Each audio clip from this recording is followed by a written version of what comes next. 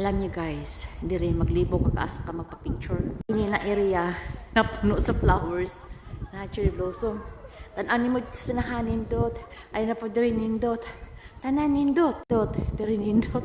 Guys, maginiyahang perfect full bloom next week.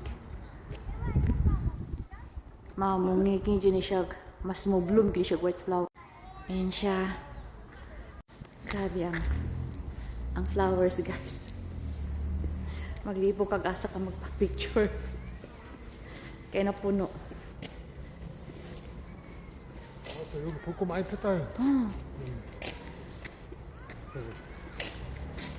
Muli na. Next year na naman. Tingnan niyo yung sa likod.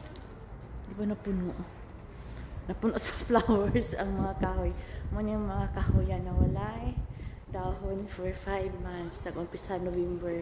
Nakaroon siya na full bloom og white flowers. Yellow flower.